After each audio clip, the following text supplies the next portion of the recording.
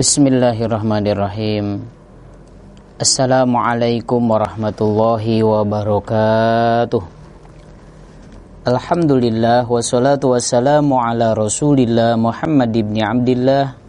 Asyhadu an la ilaha illallah wahdahu la syarikalah wa asyhadu anna Muhammadan abduhu wa rasuluhu la nabiyya ba'dah. Allahumma arinal haqqa haqqa warzuqna tiba'ah wa arinal batila batila warzuqna ijtinabah. Ayuhan nas ittaqullaha haqqa tuqatih wa la tamutunna illa wa antum muslimun. A'udzu billahi minasyaitonir rajim. Bismillahirrahmanirrahim. Wattini wazzaitun wa turi sinin wa hadzal baladil amin. Laqad khalaqnal insana fi ahsani taqwim.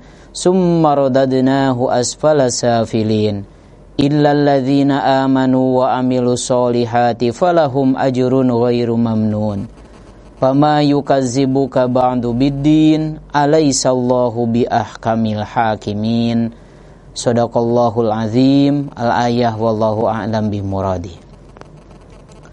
Mitra pendengar Pro 89 Suara Purwakarta rahimakumullah dimanapun Anda berada. Alhamdulillah, saya dari Pondok Pesantren Al-Muhajirin Purwakarta bisa bergabung kembali di Pro 89 Suara Purwakarta. Kajian seperti biasa setiap Sabtu pagi. Kita masih mengkaji Juz Amma, surah-surah yang ada di Juz 30 dengan kajian tafsir Ibnu Katsir. Mitra pendengar Pro 89 Suara Purwakarta rahimakumullah dimanapun Anda berada, semoga mitra semuanya berada di dalam rahmat dan maghfirah Allah. Yang usaha mudah-mudahan barokah usahanya, segera sehat semuanya. Yang dimanapun bekerjanya mudah-mudahan Allah memberikan berkah atas usahanya.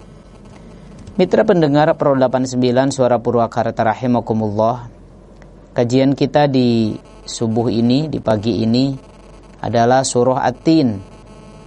Tadi sudah saya bacakan di muqaddimah.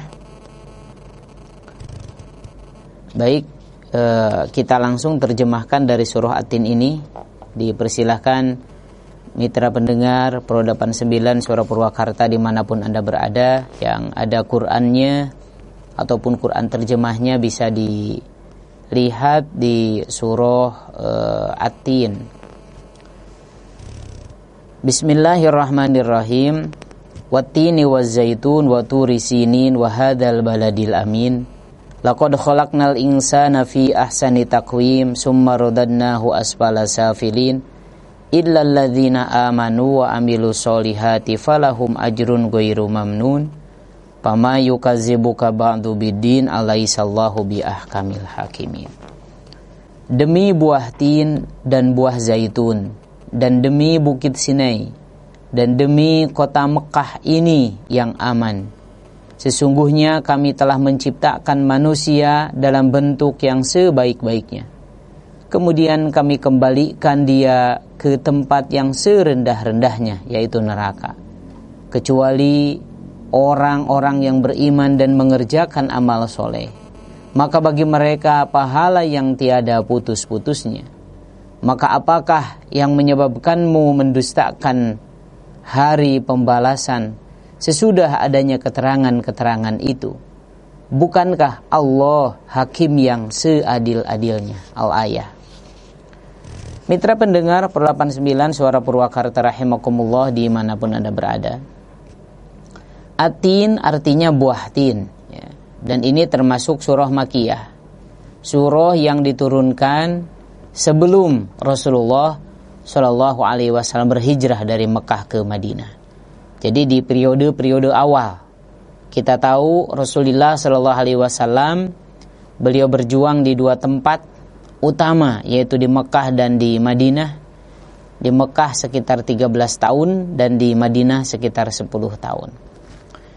Nah, surah At-Tin ini turun di Makkah, turun sebelum Rasulullah Shallallahu Alaihi Wasallam berhijrah. Mitra pendengar Pro 89 Suara Purwakarta rahimakumullah. Di sini dikatakan bahwa Malik dan Syu'bah meriwayatkan dari Adi bin Sabit, dari Al-Barra bin Azib. Nabi SAW dalam suatu perjalanannya pernah membaca surah At-Tin dalam satu dari 2 rakaat solat yang beliau kerjakan. Dan aku tidak pernah mendengar seorang pun yang suara dan bacaannya lebih bagus dari beliau.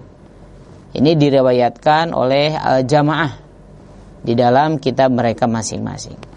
Ini salah satu penjelasan dari sahabat bahwa Rasulullah SAW membaca surah At-Tin di dalam sholatnya, gitu.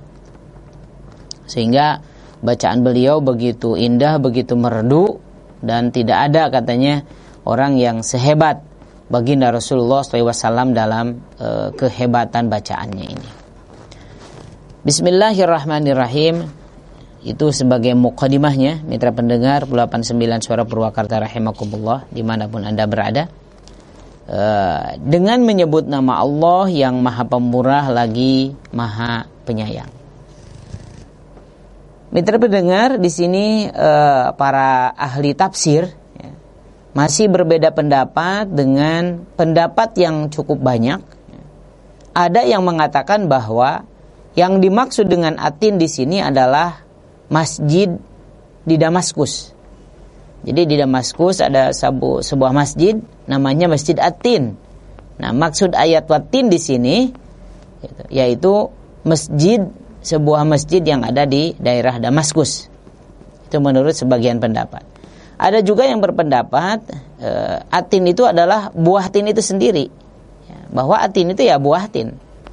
Kita tahu ada buah tin ya, walaupun di Indonesia barangkali sangat jarang buah tin ini. Kalaupun hidup kadang tidak berbuah gitu, tidak berbuah. Nah, tapi buah tin ini kalau di daerah Timur Tengah itu sangat banyak dan menjadi salah satu buah yang disebutkan di dalam Al-Quran. Gitu. Nah, itu pendapat lain juga. Nah, juga ada yang menyatakan bahwa At-Tin itu adalah gunung yang terdapat di sana di Timur Tengah. Jadi salah satu gunung katanya. Ya, jadi At-Tin ini salah satu gunung yang ada di Timur Tengah. Sedangkan Al-Qurtubi mengatakan At-Tin adalah Masjid Ashabul Kahfi. Ya, Masjid Ashabul Kahfi juga disebut At-Tin. Ini menurut Al-Qurtubi. Dan diriwayatkan oleh Al-Auf dari Ibnu Abbas bahwa At-Tin adalah Masjid Nuh yang terdapat di Bukit Al-Judi. Ya. Juga Mujahid mengatakan bahwa At-Tin ini sama gitu. Jadi At-Tin ini adalah sama mengatakan bahwa Tin itu adalah satu masjid gitu. Satu masjid. Masjid Nuh namanya.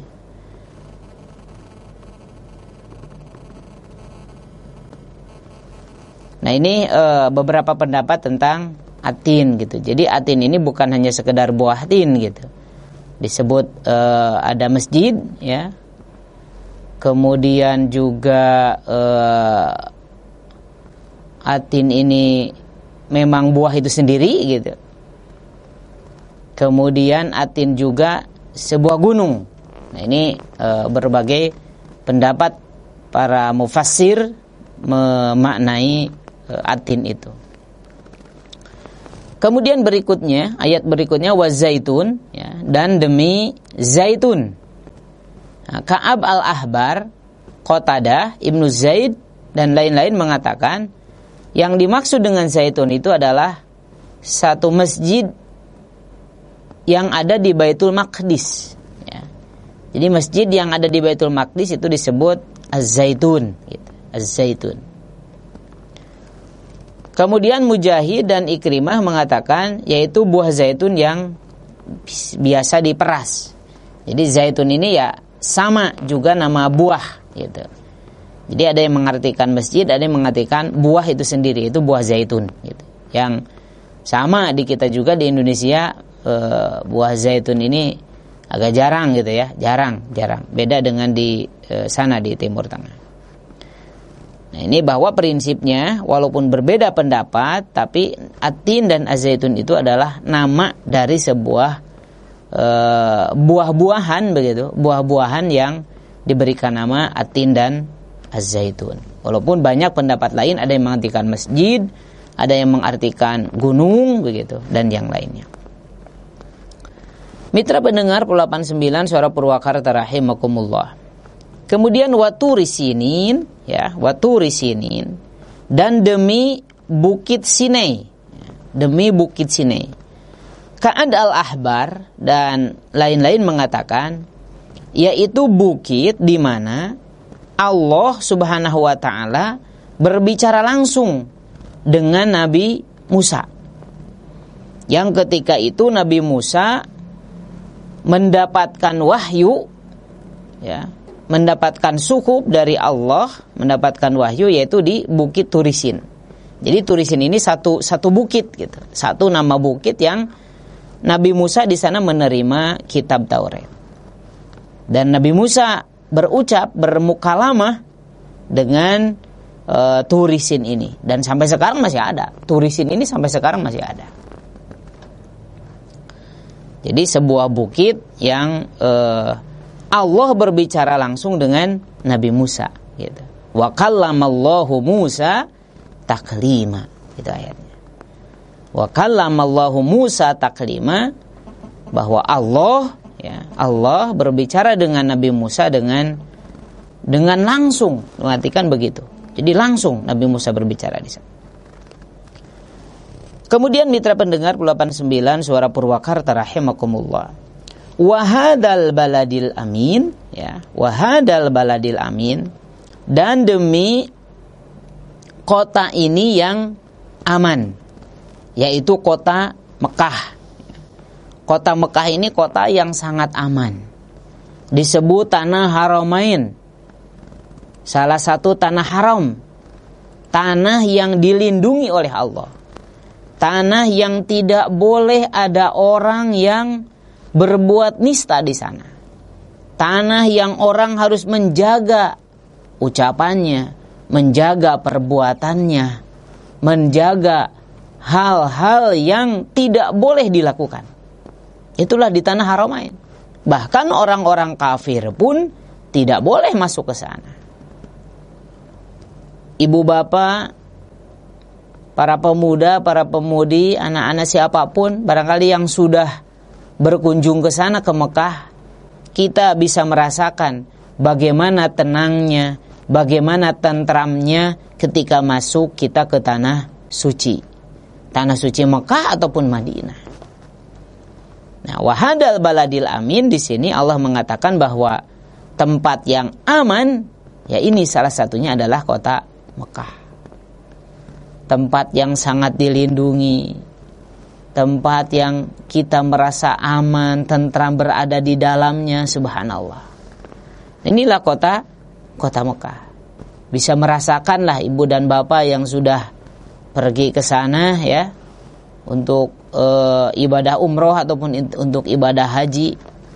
Ya, karena ke sana itu ya dua pilihannya, hanya dua itu, umroh ataupun haji. Tidak bisa hanya jalan-jalan ke Mekah dan ke Madinah. Nah ini hadal baladil amin, ya, daerah tempat yang tentram, yang tenang. Apalagi kalau kita sudah masuk ke Masjidil Haram, subhanallah, bisa merasakan. Apalagi kalau kita sudah menikmati beribadah di sana, tawaf, i'tikaf, ya, Allah menghidangkan jamuan Zam-Zam yang sampai kapanpun tidak akan pernah habis, subhanallah. Inilah keunggulan-keunggulan yang Allah berikan ke kota Mekah itu. Kota yang sangat aman. Bahkan nanti di akhir zaman, kota Mekah dan Madinah ini adalah dua kota yang tidak akan bisa dimasuki oleh Dajjal. Dajjal pun tidak bisa masuk ke kota suci itu. Mitra pendengar per 89 Suara Purwakarta rahimakumullah. Nah, Ini yang dikemukakan oleh Ibnu Abbas pendapat yang tadi itu. Ibnu Abbas, Mujahid, Ikrimah, Hasan, kemudian Ibrahim, dan tidak perbedaan pendapat mengenai masalah ini. Jadi wahadal baladil amin, semua ulama sepakat bahwa itu maknanya adalah Mekah. Jadi kota yang aman itu adalah kota Mekah. Ya. Kalau kita bandingkan misalkan, ada katanya kota yang lebih aman dari Mekah, tidak. Mekah ini adalah kota aman dan sudah dijamin oleh Allah. Seandainya pun ada kota lain yang aman, tidak dijamin oleh Allah.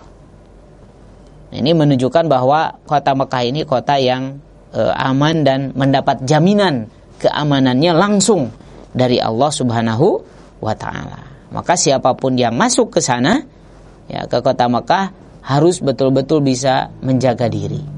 Ya. Menjaga diri, pantaskan kita bahwa kita sedang berada di kota suci. Tidak boleh kita melakukan semaunya, ya, apa yang bisa kita lakukan, tidak boleh. Mitra pendengar, Pro 89 Suara Purwakarta rahimakumullah. Lalu firman Allah, laqad khalaqnal insana fi ahsani taqwim, ya.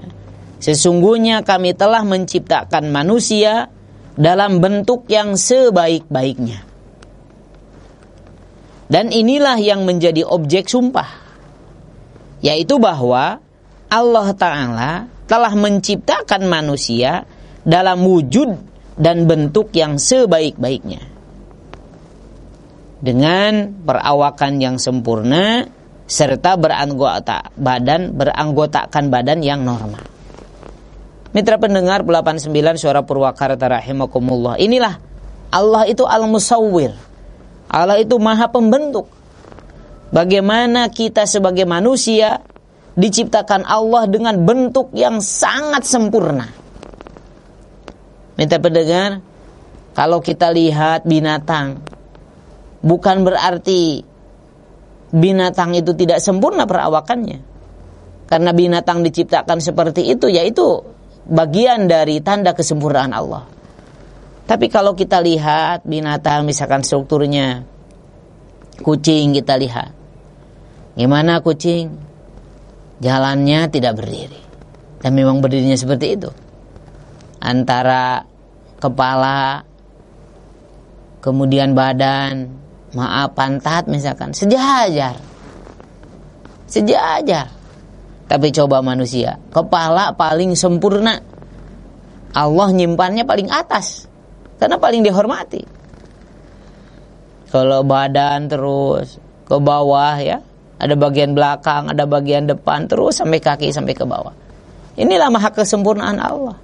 Kepala paling atas karena paling sempurna. Banyak orang yang bisa hidup tanpa tangan, banyak orang yang bisa hidup tanpa kaki, banyak orang yang bisa hidup tanpa anggota yang lain selain kepala. Tapi tidak ada orang yang bisa hidup tanpa kepala. Inilah maha kesempurnaan Allah, mitra pendengar rahimakumullah. Tapi lihat ketika kita sujud menghadap Allah Subhanahu wa ta'ala, tidak ada makna sedikit pun dalam kehidupan kita. Yang tadinya kita merasa sombong, tidak boleh lagi sombong ketika kita menghadap Allah Subhanahu wa ta'ala. Lihat ketika kita sedang sujud, nggak ada apa-apanya. Kepala yang begitu sangat kita hormati. Dengan kepala kadang orang bisa sombong, bisa sum'ah, bisa riya. Ketika menghadap Allah, kepala nggak ada apa-apanya di bawah.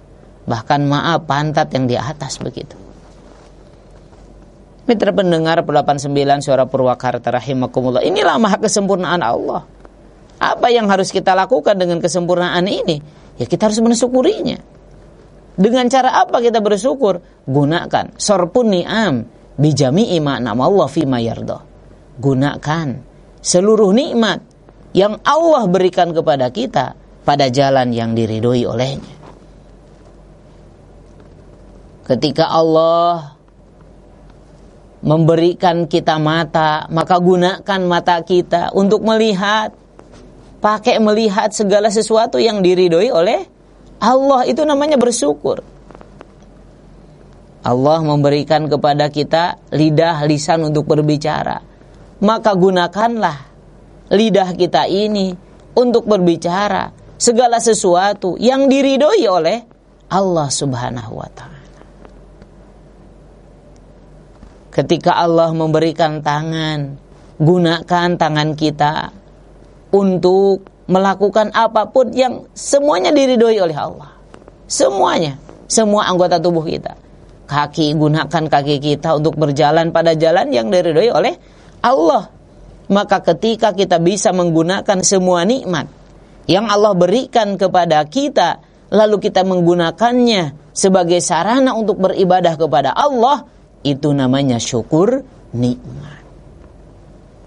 Berarti sebaliknya, seandainya kita menggunakan segala sesuatu yang telah Allah berikan kepada diri kita ini untuk maksiat kepadanya, kita sedang kufur nikmat. Mata bukan dipakai untuk ibadah, malah dipakai untuk maksiat. Na'udzubillah. Telinga bukan dipakai untuk mendengar ayat-ayat suci Al-Quran, dzikir dan yang lainnya, malah dipakai untuk maksiat. Tangan malah dipakai untuk maksiat. Kaki malah dipakai untuk maksiat. Semua digunakan dalam rangka bukan untuk beribadah kepada Allah. Na'udzubillah summa na'udzubillah. Inilah mitra pendengar 89 Suara Purwakarta rahimakumullah, makna dari laqad khalaqnal insan fi ahsani taqwim.